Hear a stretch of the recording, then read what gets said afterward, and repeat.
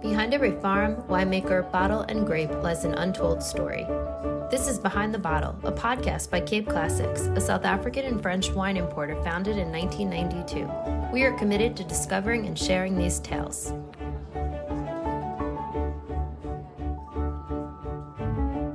I am Mary Ellen Phillips, and in today's episode, we sat with Peter de Vet of Excelsior at his home in Robertson, South Africa. Peter is the fifth generation of his family to oversee Excelsior, which crafts the biggest selling South African Cabernet in the U.S.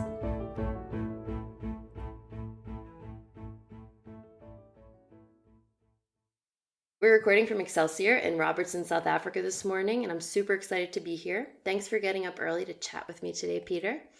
It's a pleasure being here. Thanks, Mary Ellen. I'm looking forward to the chat. You are the fifth generation to oversee Excelsior. Can you tell us about your family's history? My father and I still farm together, so he's the fourth generation, I'm the fifth generation. But this farm was started in 1859. Robertson is a very dry region, so everything that you do, you have to build water infrastructure, etc. But we are blessed with a wonderful climate for growing wine grapes. So my great-great-grandfather ran away with his brother's fiancée from the Worcester district, just north of us. And he decided to go farming. Fortunately, he had an uncle in the just outside Robertson on a farm called Klipdrift, which is now called Springfield. And he borrowed money from his uncle and bought this entire farm. It was far bigger in those days, so it's been split into 4 farms over time, of which we have the largest portion. And which was quite interesting, in those days there's a river that flows through, and it was all covered in mimosa thorn trees. So he got some local farmers to remove the trees. These farmers used to make a lot of what we call witblits, or in America it's known as moonshine, and they needed the wood to fire up their stills. Their sources of wood had been eliminated, so he realized that if he can get them to remove all the trees, roots and all, he would be able to plant. So he got his land cleared for free, and in year 1 he planted wheat. And because the soil was so fertile from years of these thorn trees add nitrogen to the soil, he managed to pay off his uncle with a bumper harvest in 1 year. So here he was, young man, debt-free, big farm, and newly married. And that's where the business started. He farmed for quite a long time, and it was dry. He was mainly in stock farming. The farmers around here realized that they needed a secure water supply to expand their businesses. And whilst surveying the Bread River, which is our local river where we get water from, for possible sites for weirs and canals, he had a heart attack and died. His son took over, Quivy. Now, Quivy de Vet was a real entrepreneur. He had an amazing ability to make money and lose money and then make money again. So once he had water, and at that stage, late 1880s, South Africa was starting to become fairly industrialized because they had discovered diamonds in about 1818, the town called Kimberley, northeast of us, which became the richest diamond mine in the world, at that stage producing about 80% of the total world diamond supply. And about 10 years later, gold was discovered in Johannesburg, which was then known as the Witwatersrand. So South Africa, from being an agricultural backwater at the tip of Africa, suddenly became a fairly important player in the world industry. They needed rapid industrialization, so a rail infrastructure was built and the ports were enlarged. So we could see there was an opportunity to expand business. So the first big break that Quivy, my great-grandfather, got was in ostriches.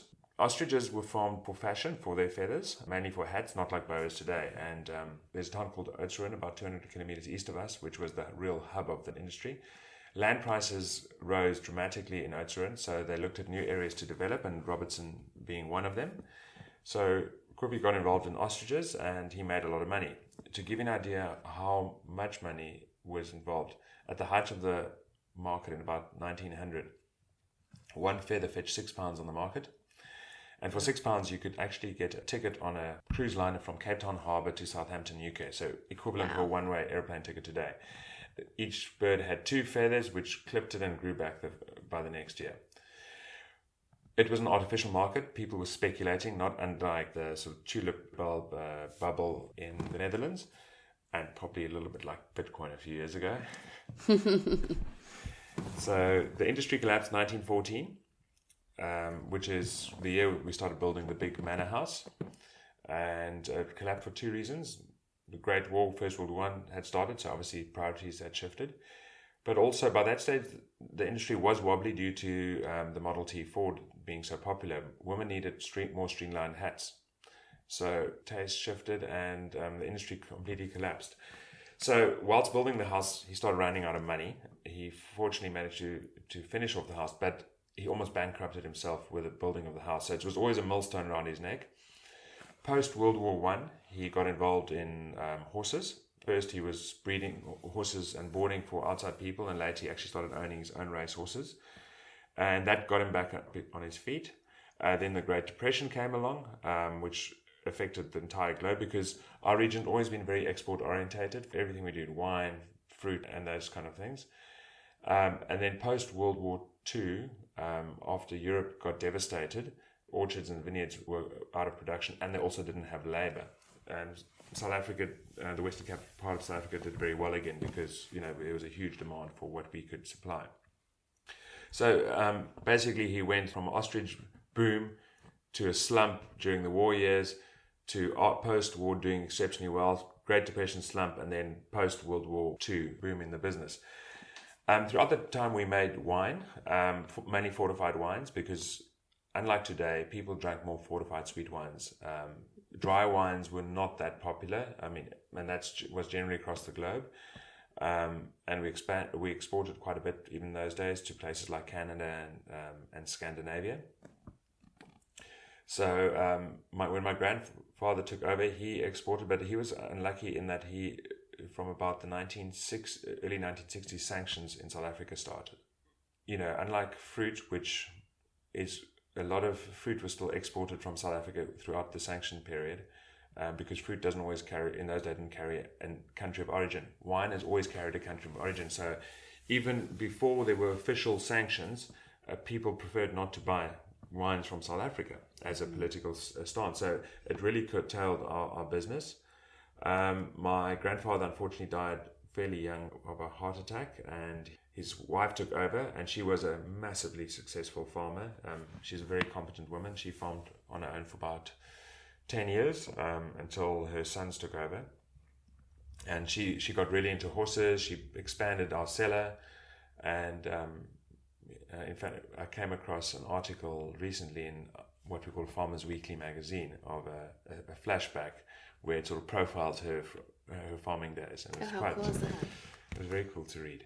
And then my father and his brother took over in the late 1960s. They were pioneers. They were the first wine grape producer in South Africa to use drip irrigation, which we still use today.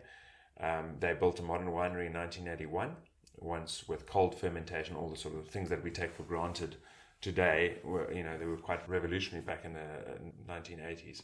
And they were also fortunate. By the late 1980s, they realized that sanctions in South Africa would come to an end. There were sort of changes in the politics.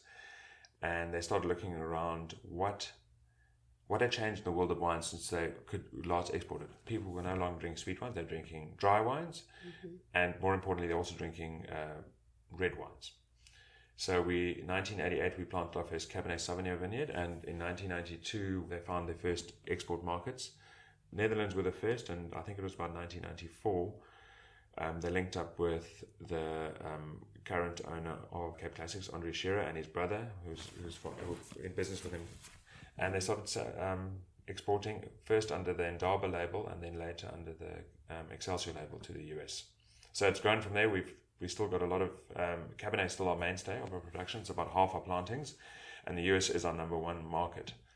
So that's a brief overview. I started farming in 2002, and in that time we renovated the old manor house into a guest house, added a restaurant, expanded the vineyard area, and it's beautiful. Loving it. Staying over there now, so I can vouch. And the racehorse is definitely a source of significance as it's on your labels. What prompted your great-grandfather to start breeding racehorses? Something about the area or of significance? Yeah, that's a good question, and it relates quite nicely into sort of the wine side of the business. So when you raise horses on limestone-rich soils, which we are blessed with in our region, the grass has a higher protein level, but also has calcium in it. So you get a stronger horse with a strong bone structure from the calcium. So a lot of good stock areas right across the world in limestone-rich areas. So that's why they identified the region back in the early 1900s as a good horse breeding area. But also it relates to wine because many wine regions in the world have limestone-rich soils. If you think Burgundy, you think the Loire, what lime gives to a soil is good drainage, a higher pH, and vine is generally a lime-loving plant, and that produces wines of elegance, controversial term, minerality, and structure. Also, what calcium in the soil does is it allows better drainage. Calcium drains well, but also retains some moisture, so the plant has a more favorable root environment. And what would you say is unique about Robertson as a whole, and also you touched already, but in regard to terroir? Okay, so as I mentioned, the limestone is very important. It's the only region in South Africa with limestone-rich, a wine-growing region with limestone-rich soils.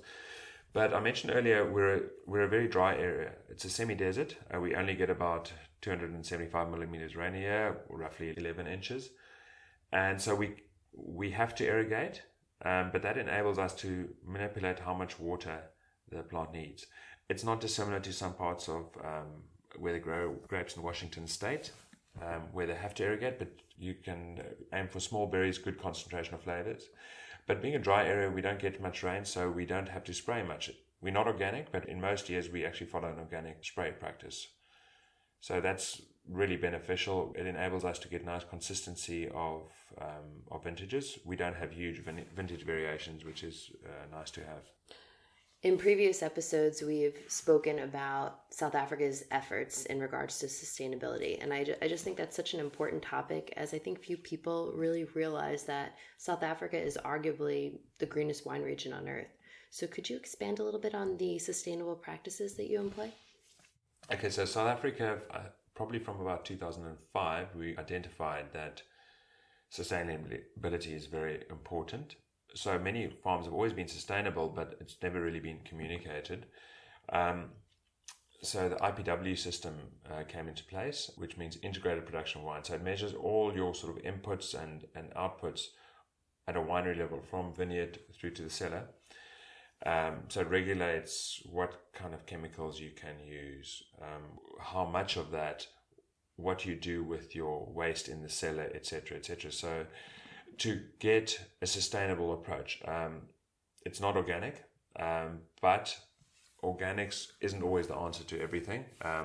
Some practices in organics, like for instance spraying a lot of copper, it's regarded as organic, but it's not necessarily good for the environment.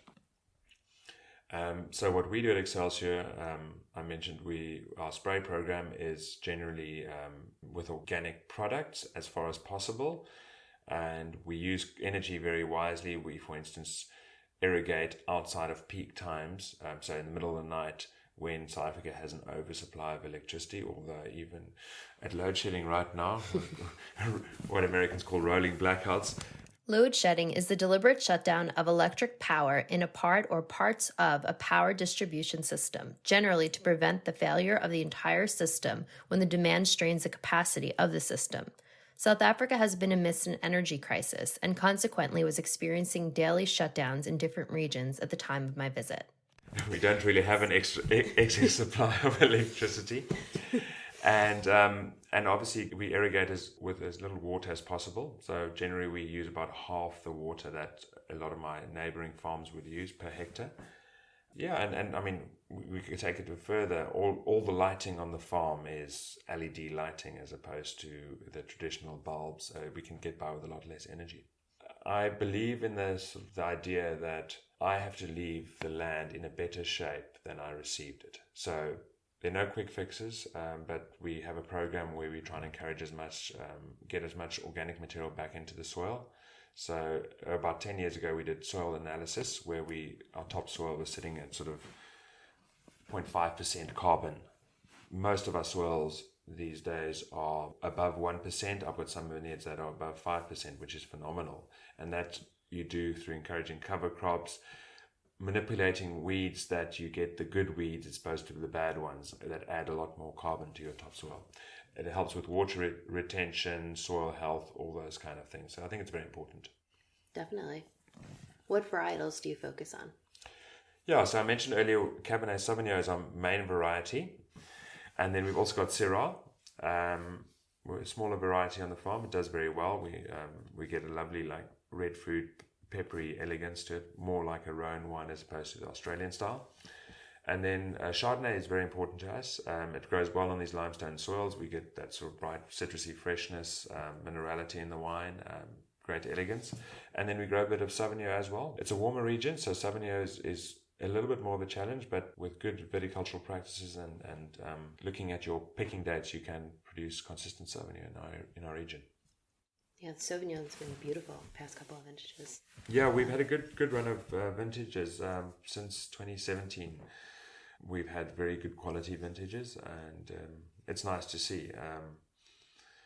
Unfortunately, as I know these things, somewhere along the line we're going to get a bit of a dud vintage. It happens in agriculture. Inevitable. It's playing roulette with God, right? You guys do a lot for the community. It's something that really caught my attention on my first visit, as I hadn't witnessed that in other wine regions I visited in different countries throughout the world. It's always something that isn't often talked about. Would you mind sharing some of the development and support programs you have for your workers? So I believe a business isn't just an island, a farm isn't an island. So what you do affects everything else around you. And, we can't control everything, but at least do something that you can control.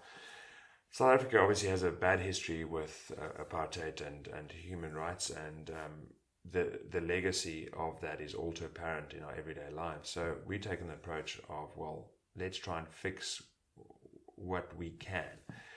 Unlike most producers around the world, South Africa is very different in that most producers provide housing for people. So I've got 65 staff housing units on the farm. So I've got about 275 people living on the farm. So it's almost like an entire town. We look to provide employment right through the year.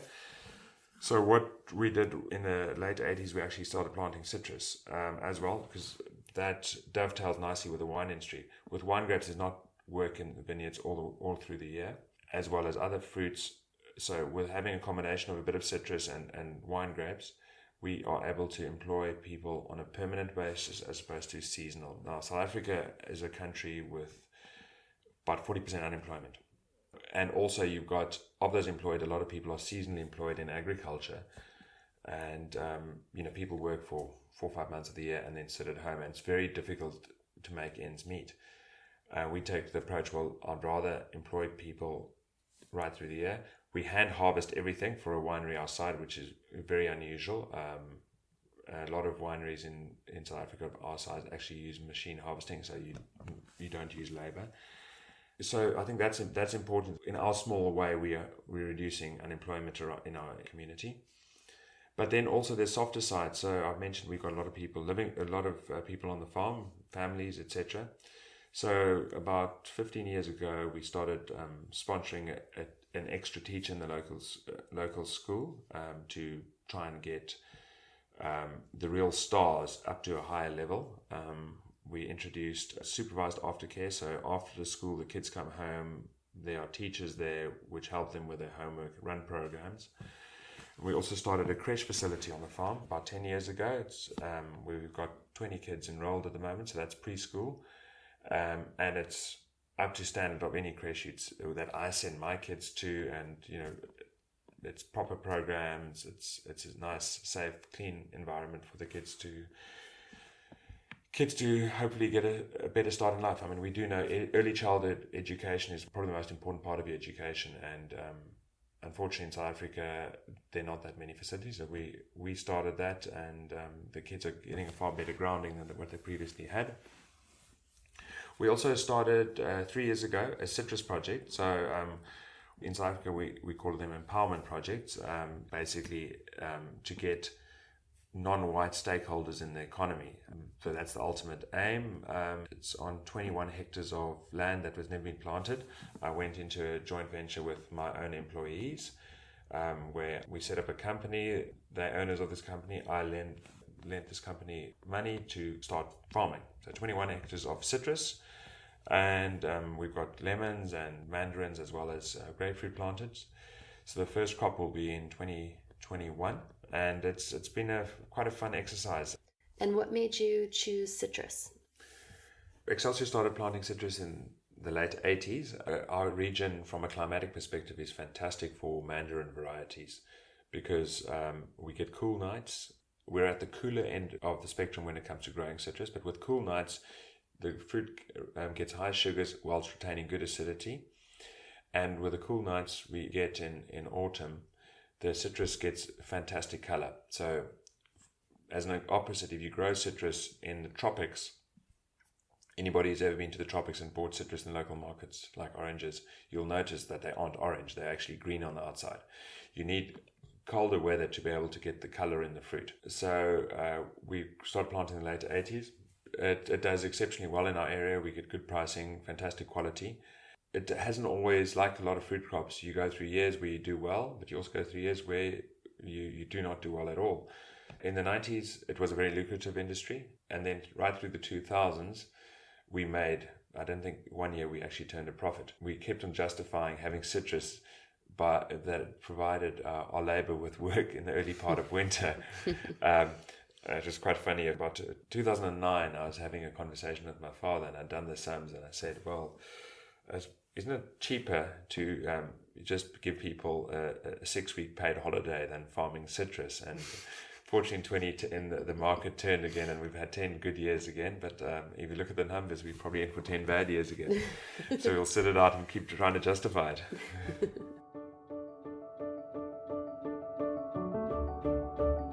You can purchase any of the wines discussed today online at wine.com. For 10% off of your order, enter Cape Classics at checkout.